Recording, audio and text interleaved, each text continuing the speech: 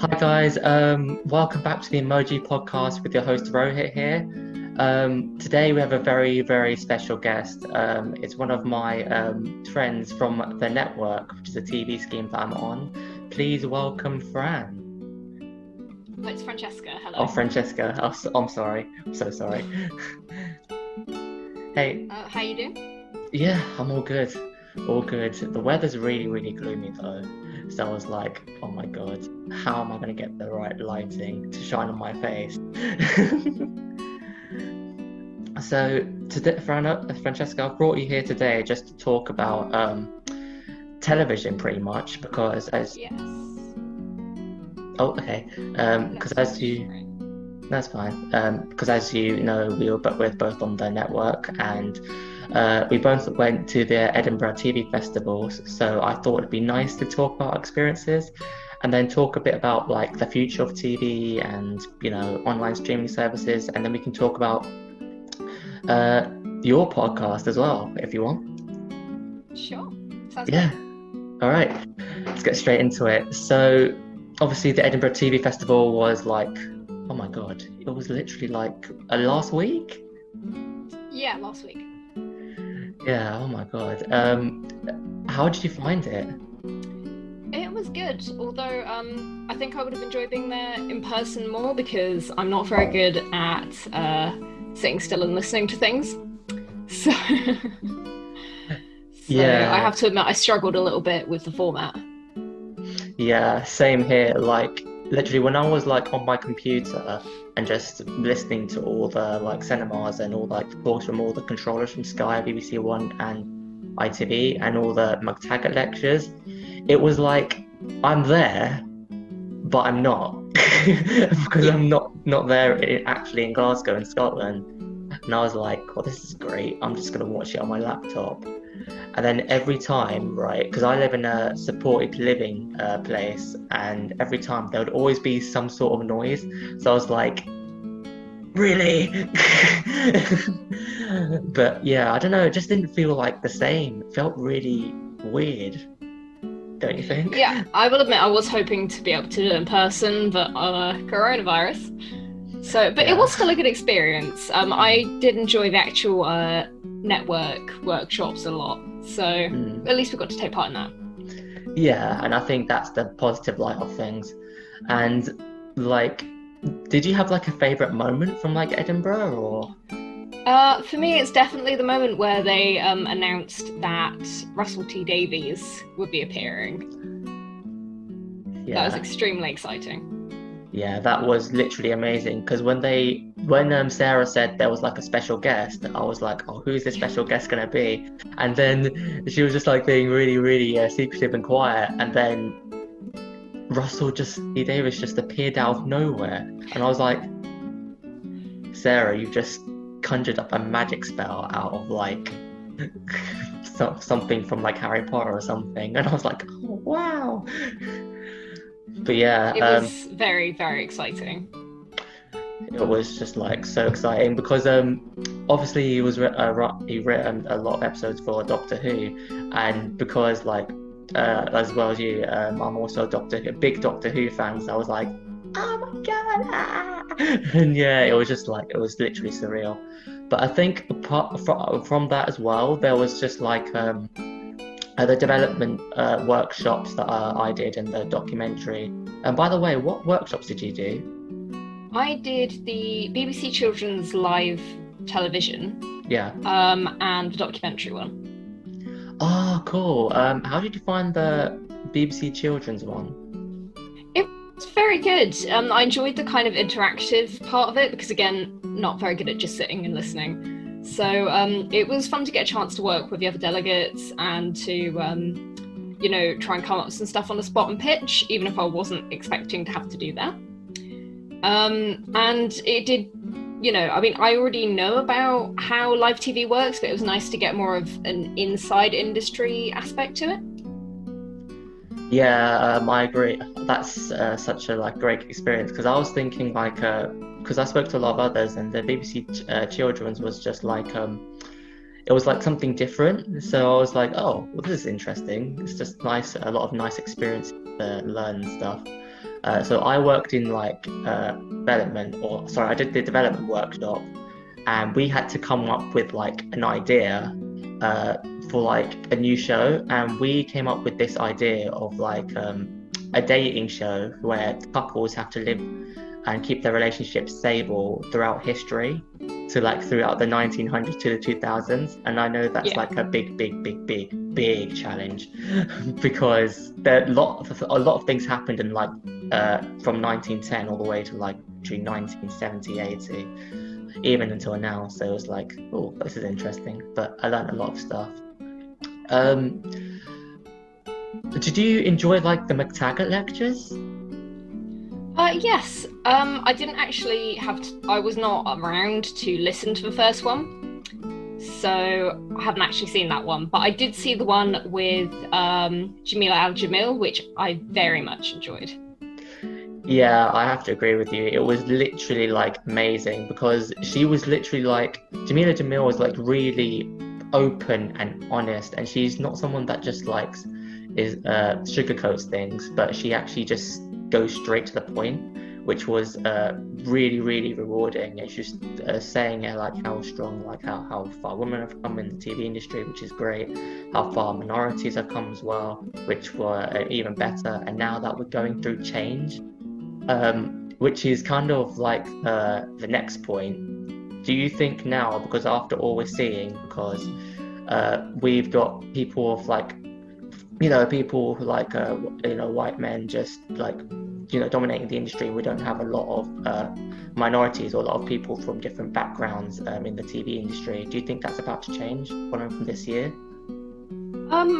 I think there is a distinct possibility that it can change. I mean, in terms of actual work, so many people that I've actually worked with in the industry have been white men, to be frank.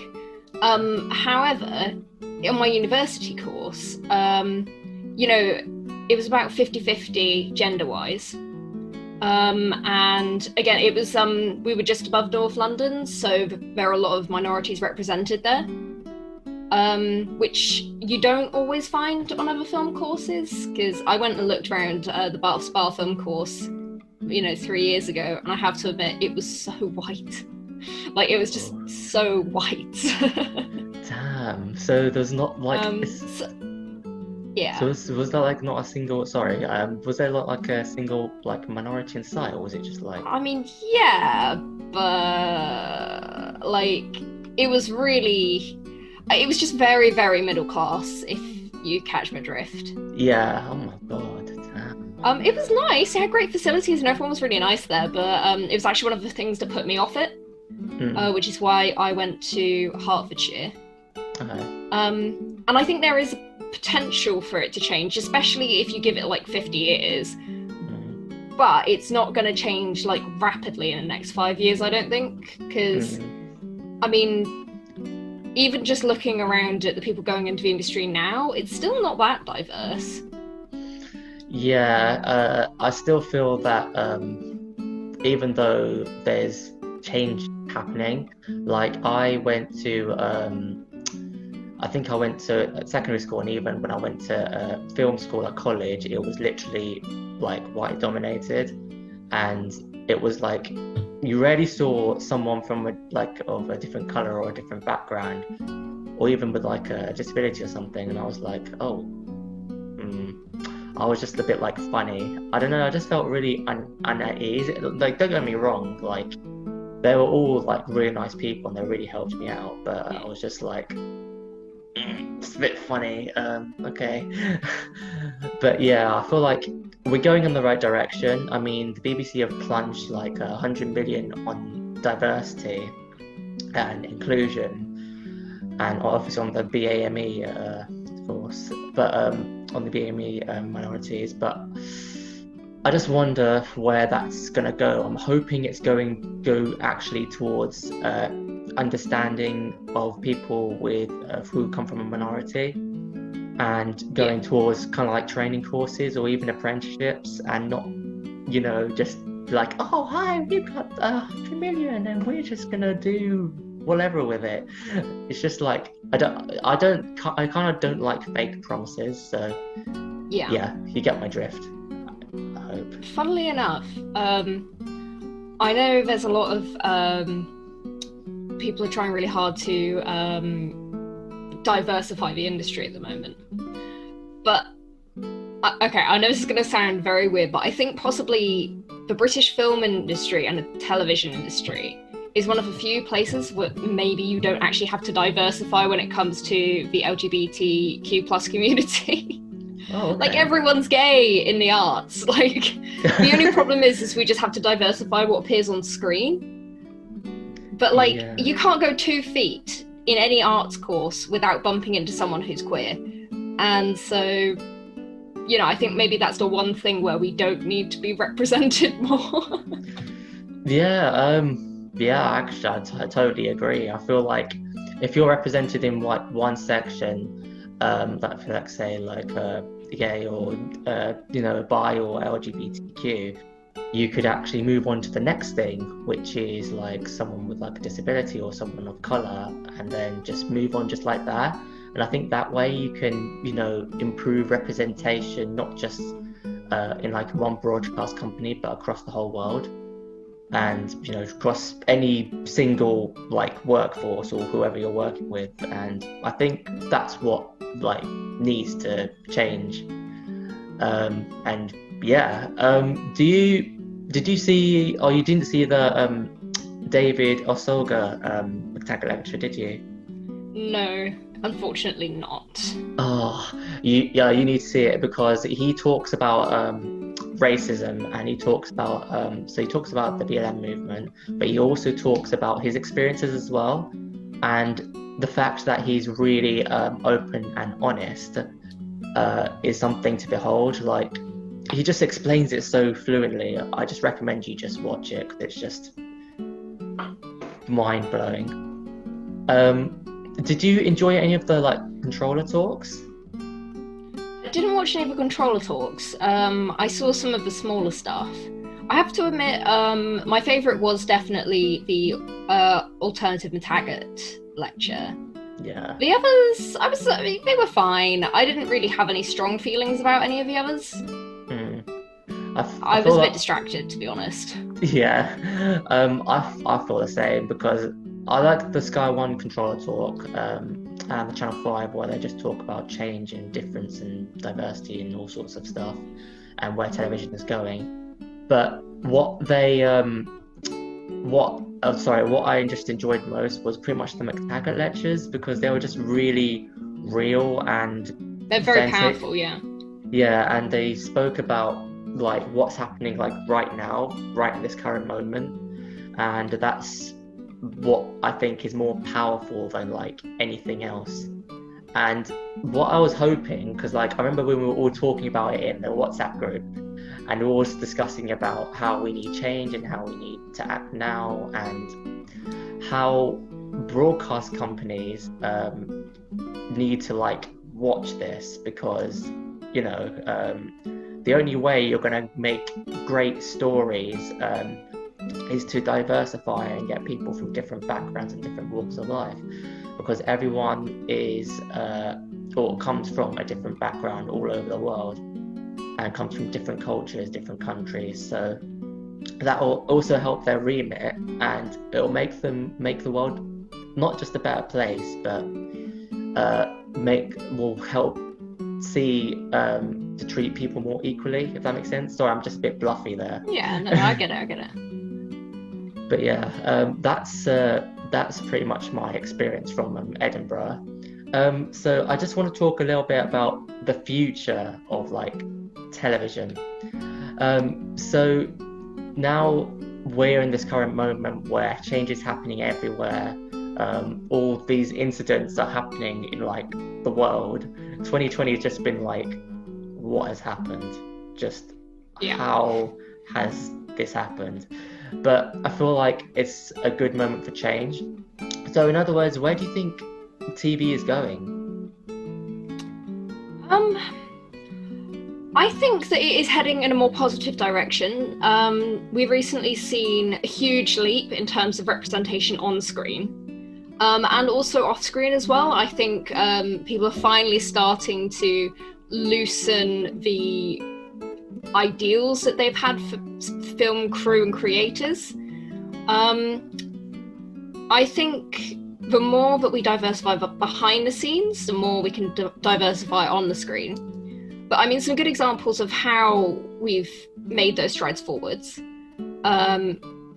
Sorry, I can hear my mum in the background. That's okay. But I think a good example of how we, you know, for example, we've had our first female Doctor Who. Yeah.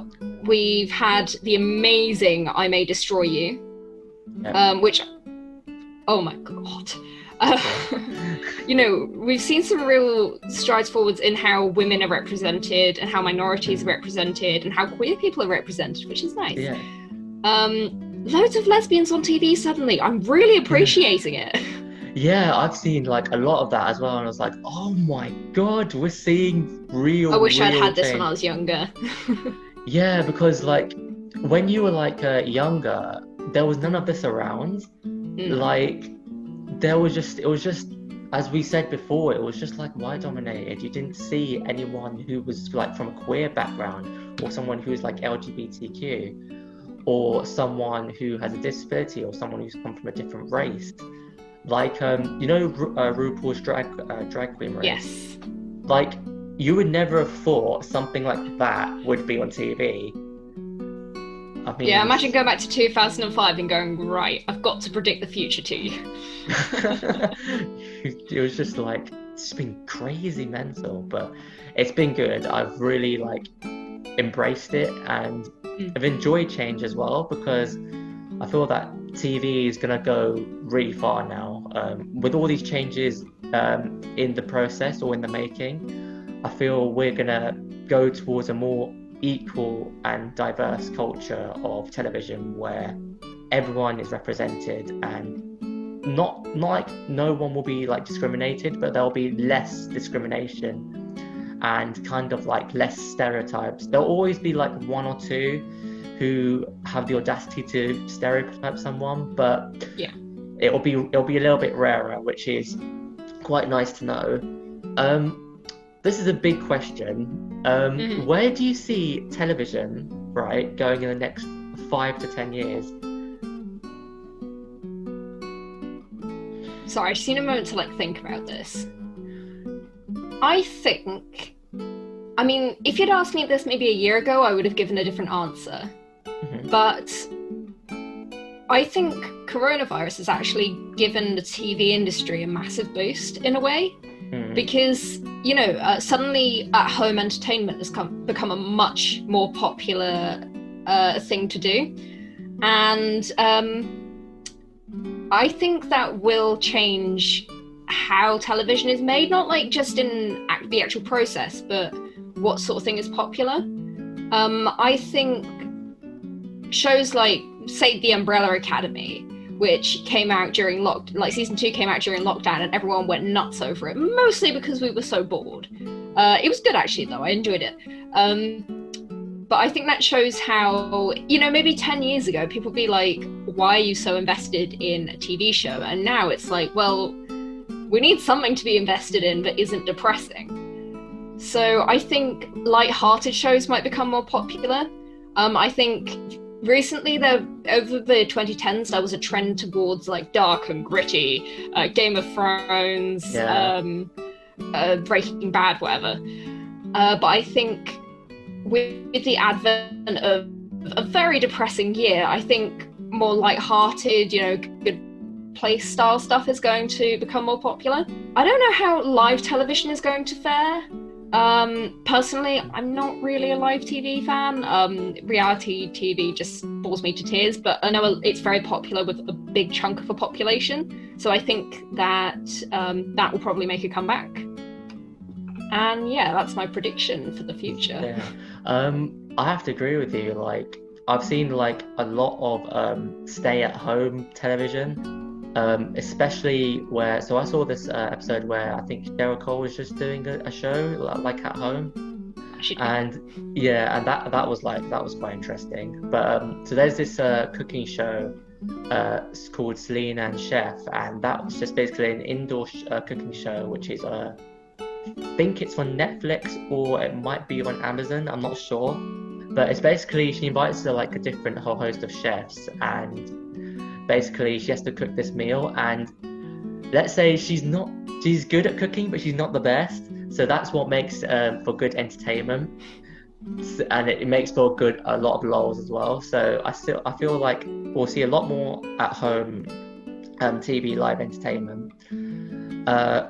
As you said, we're going to see a bit more dark and gritty stuff because Game of Thrones. I think it's the other way around. Like we're going to see less of it. Oh yeah, we'll probably. Because people are sick of it, to be honest. Yeah, because I think that's how Game of Thrones ended. Because a lot of people were just like, let's just end it right now. Sorry, I keep thinking about final season.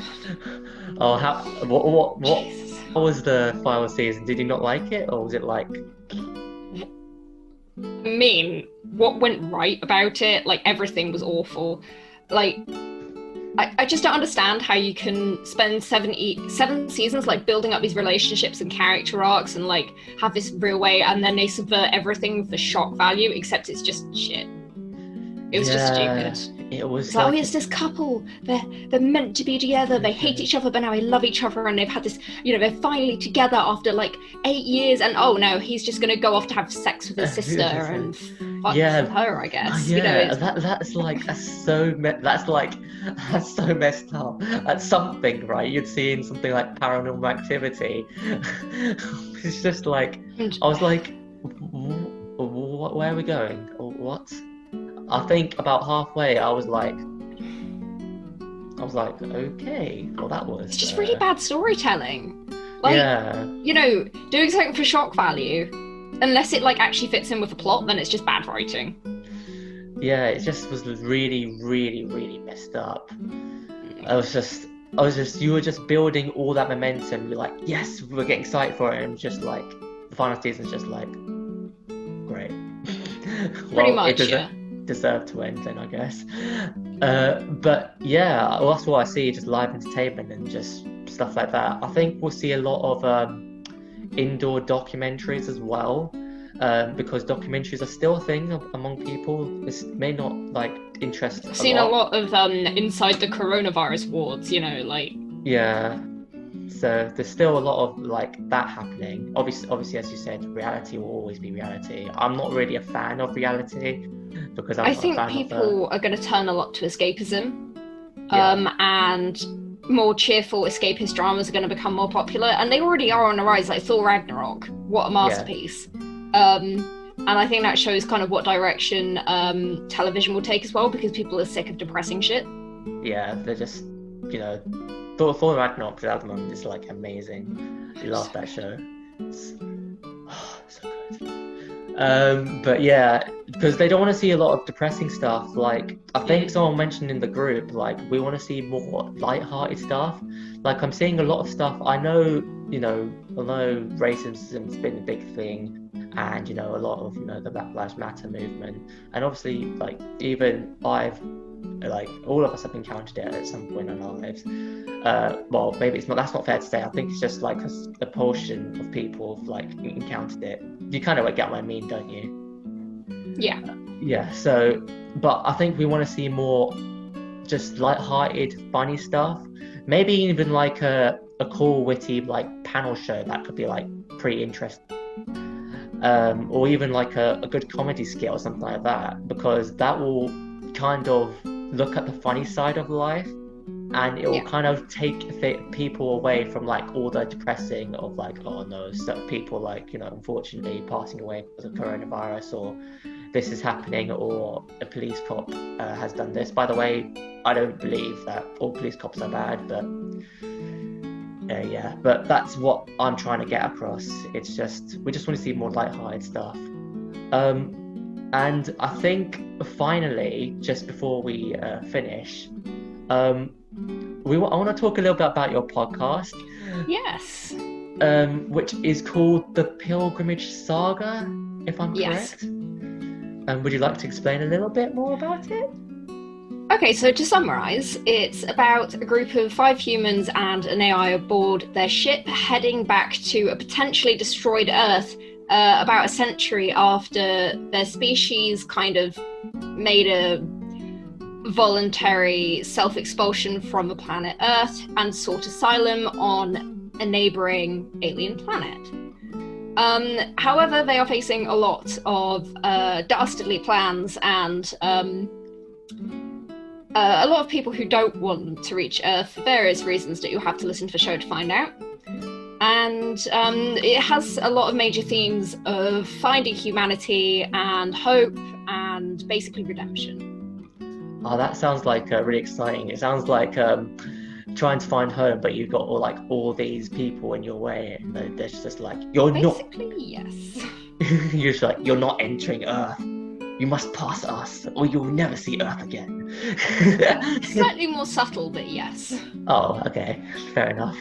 It's more like it's very anti-government. I actually originally started writing it I came up with the idea in 2016 during the height of the Syrian refugee crisis, which I was in a modern production of the Odyssey, in which they had taken inspiration and Odysseus had washed up as a refugee and had to seek asylum with a group of Trojans, which I don't know if you know the Odyssey, but that's bad news. Well, there you go. Wow. And it really inspired me because I hadn't actually thought about it that much until I acted in the play, and I started to research it, and I decided to write an allegory for it, in the hope that I could maybe raise some awareness about what it's like to be on the other side of the channel, as it were. Sorry, there we go. Sorry, I found myself. But yeah, I just wanted to raise some empathy for the people who were fleeing these crises, and was trying to raise awareness of what it was like to be them. Oh, that sounds really cool, because it sounds like a space intergalactic adventure of trying to find home, and I kind of like the space and being in well, not say that like a different planet, but just trying to find your way home. Does it? I don't know. I'm thinking from your audio drama podcast that from the Pilgrimage Saga, but I think it's something similar to WALL-E. I don't know why. There's maybe a touch of WALL-E in there. I would say it's more similar. There's a series of books, you can actually see them on my bookshelf, called The Wayfarers series by Becky Chambers. I also did take some inspiration from there because Becky Chambers is one of the best writers. Oh, she's so good. Agreed. Her work has been described as kind of alien anthropology. It's really beautiful, and I kind of wanted to use an alien environment to explore what it is to be human, which is quite a common theme in sci-fi. You can find it in most sci-fi things, to be honest. Like from, for example, Isaac Asimov wrote loads of stuff along those themes, utilizing robots as a foil for humans. So yeah, it's just interesting. Yeah, it's just the sci-fi bit is just it's what really fascinates me about, because I like learning about different worlds and how robots and humans and how you can meet aliens on different planets and finding out how everything ties together. I'm just like a space geek. Space is great. Space is just amazing. One day, I don't know if you have this dream, but I before I pass away, I actually want to go to space and just visit Mars, or just wander around in the space realm, or try and live in it in my fantasy world. I think if I could make one dream come true, I would love to meet an alien. That is a real dream I have, because I am 100% convinced that there is definitely life out there in the rest of the universe. But I would like to meet it in my lifetime. That would be nice. You know, I mean, 2020 has been shit. I deserve some recompense. Yes, agreed. So agreed with that. Agree totally. Yeah, it'd be nice to meet an alien and it'd be like, hello, and you'd be like, blah, blah, blah, blah, blah, blah, blah, blah, blah. I'm In like, this hypothetical world, I'd hope I'd be able to communicate with it. yeah, I'm like, so what, you speak English? Okay, okay, maybe not. Okay, Maybe there'll be like a translator or something. I don't yeah, know. okay, we explore world, yes? Okay, yeah, but yeah, there'll be a translator for that stuff.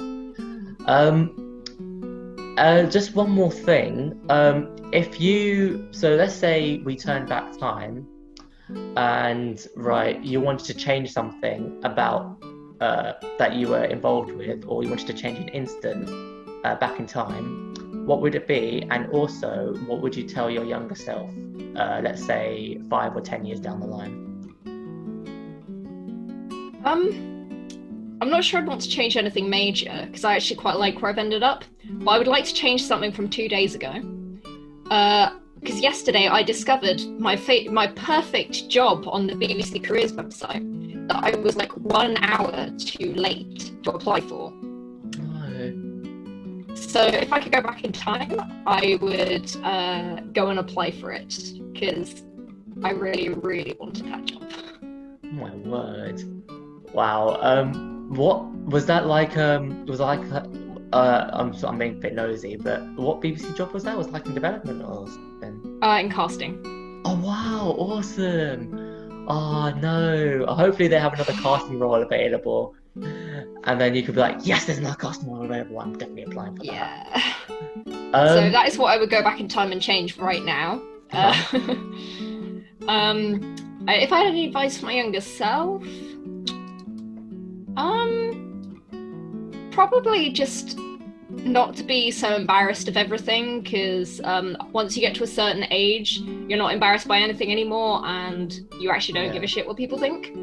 Yeah. So if I could try and like get that mindset into myself a bit earlier, that would be nice.